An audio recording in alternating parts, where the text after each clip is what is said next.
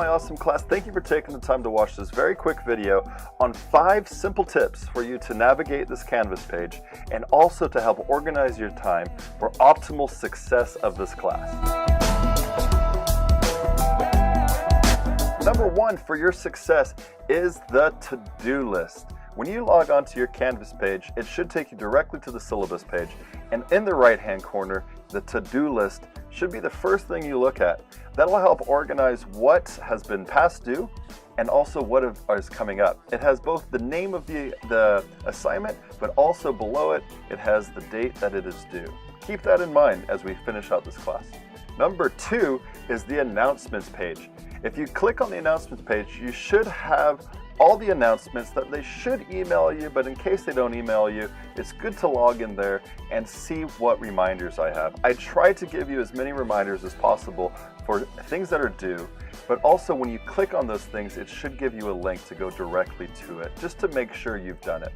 Number 3 is, of course, the modules page. Always click on the modules page. Don't worry about going anywhere else. Don't worry about clicking on quizzes. Don't worry about clicking on assignments.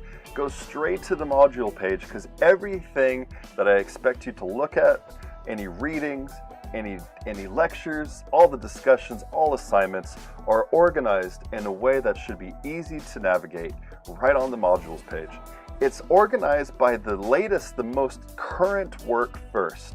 So we're on week number 3, for example, right now in this class, and it has the highlights for this week, lectures and other videos, readings that you can go directly to, then the discussion. Remember, this discussion will never be due that same day. If it comes on, if we are in week number 3, for example, and it has a date from January 29th to February 4th, that means the discussion will be due, of course, after that. So this discussion, with the due date being February 5th, that's the day after. You always have a week to look at the material, to think about whatever the discussion's about, and to start writing it, and to have it due the day after that week's work is done. Number 4 is the section grades. If you click on grades, this is a good thing from time to time to see how you're doing in the class and to see if you're missing any assignments. If you go on there, this is of course the test student. It should have grades for your name, and it should have all the assignments that you've turned in that are both graded and pending in grading.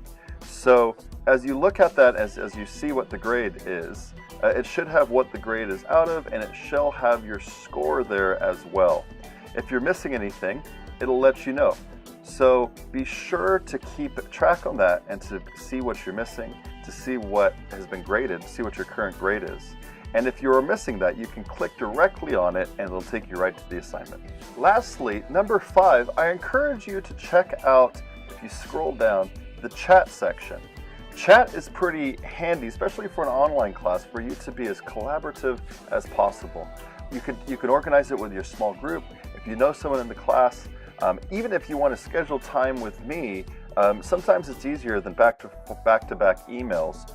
If you click on chat, this essentially is a chat room. So you can get a whole bunch of people in the class. You could schedule a time all together, or a group of you, or again, use it like office hours and let me know, and we can go on there together and have a discussion. Use it like a chat room. Sometimes that's the easiest. Sometimes questions, you just want to you want to vent about something, or something's kind of confusing, or you want to talk about maybe the movie that we watched before doing the discussion post, and it's just an easier way to have more communication. And of course, there's emojis. Who doesn't love a good emoji? So course chat might be a useful tool for you as a small group, maybe scheduling time to go in there and just venting about some of the stuff together, or talking about the assignment. When we get to the essays, talk it out about your essays of what you're writing on, how that's going for you. And that is a useful tool, an underutilized tool, but I think it would be very useful.